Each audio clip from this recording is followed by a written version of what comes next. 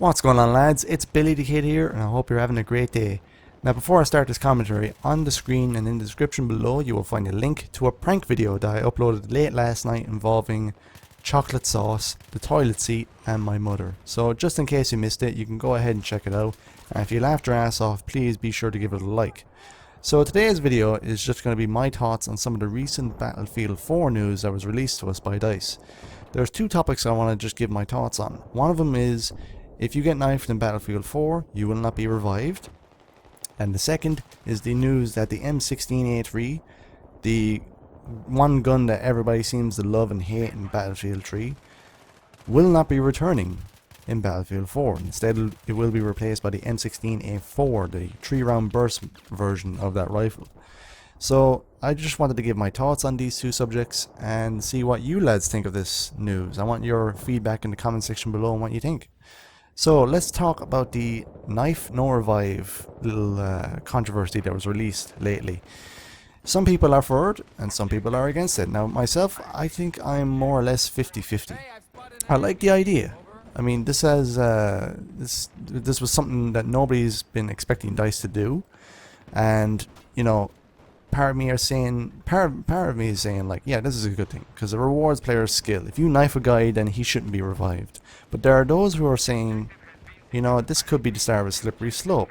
You know, if you don't get revived for being knifed, in 6 months' time, they could come out with a patch saying, okay, you don't get revived if you get run over by a tank, or blown up by an RPG, or falling off a helicopter and splatting on the ground. You can't get revived then. And I say, you know what, it is partly a good thing that you won't be able to get revived, because there are some people out there saying, well, what if I headshot you with a sniper rifle? Then you shouldn't get revived.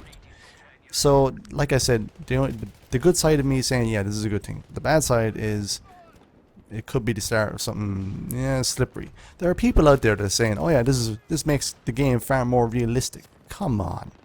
Don't be joking yourself. This is not realistic. If you want realism, go play Arma. Go play Armed Assault. You know, this is not realistic. How the hell is falling off a helicopter, splatting on the ground, and then getting revived realistic, people?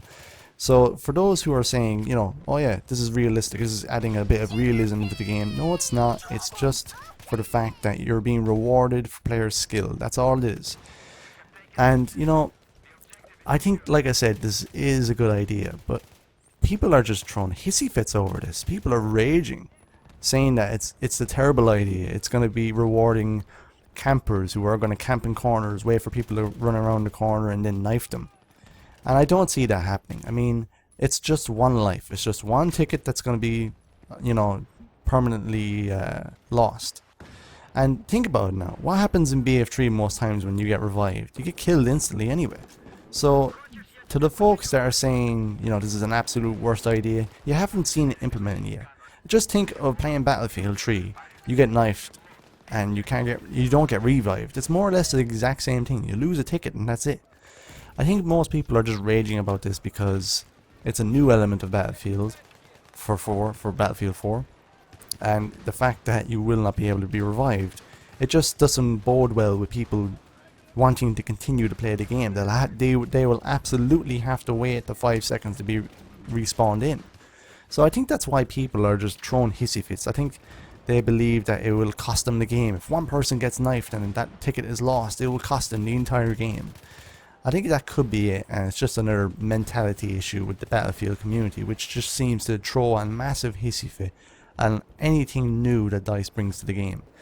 So that's pretty much my thoughts on the knife no revive. I'm 50-50. You know, we have to wait and see how it's implemented. But to be honest, I don't see what the big deal is. I think it's a good idea, and I just hope they don't overdo it in other ways that you can be not revived. I hope they just leave it being knifed no revive and not bring out 6 months later saying if you get run over by a tank you can't get revived, you can't get revived, you get blown up by an RPG, and so on and so forth. So I just hope they just leave it at being knifed no revive and that's it. So that's my thoughts on that issue. Now let's talk about the M16A3 not appearing in Battlefield 4.